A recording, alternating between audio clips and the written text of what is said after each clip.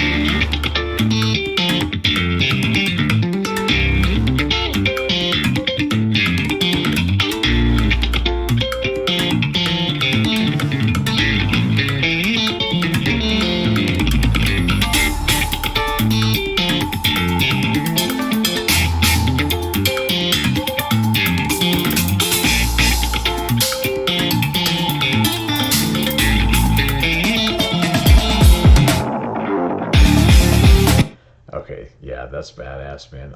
I believe that Tim is still using the nylon strings, and I was reading about those, and it said that a lot of beginners use them because it's a little bit easier on your fingers before you develop the calluses, so you can practice more without killing your fingers.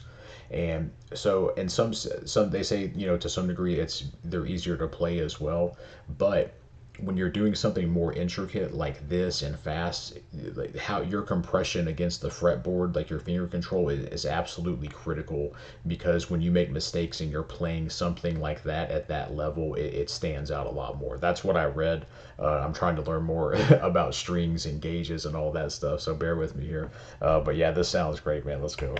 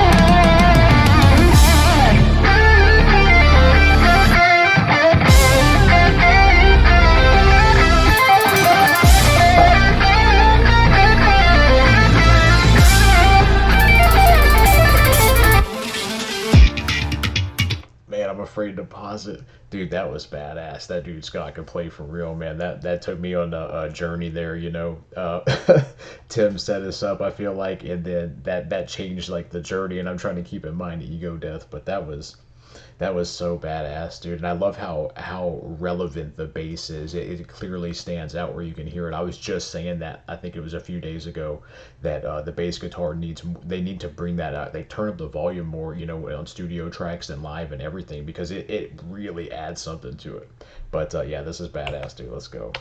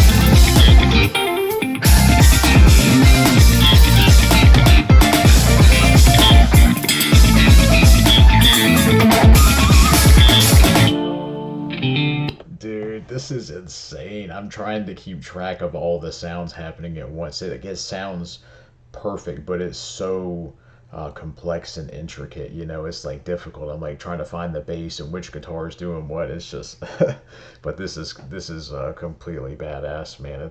I've never heard anything like this before. All right, let's go, man.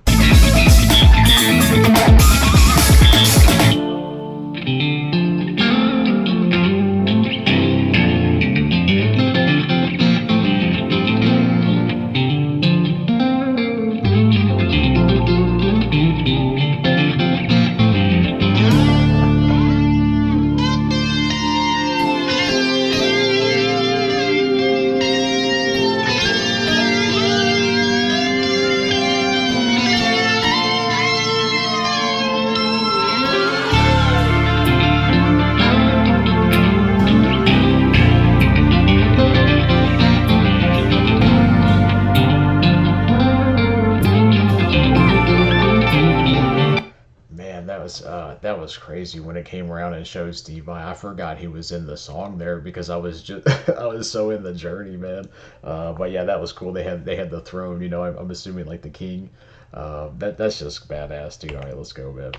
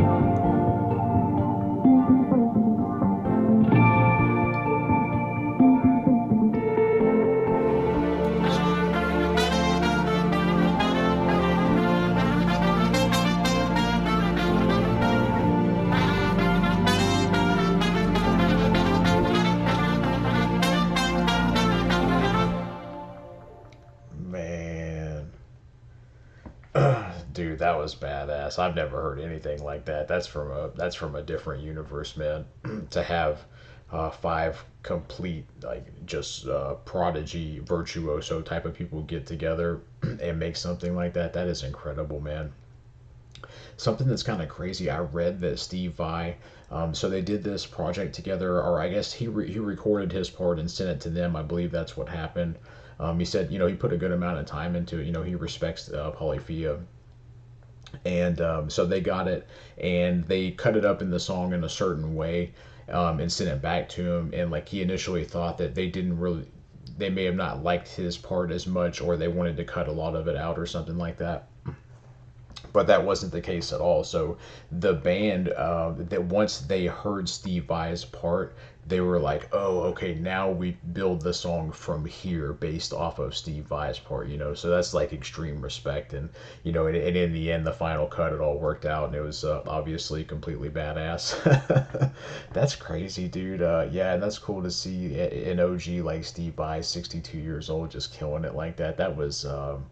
Man, it really did take me on a journey. It was like the title Ego Death. I was trying to kind of keep that in mind as it was going, and yeah, that was incredible, man. You don't need a singer when you play like that.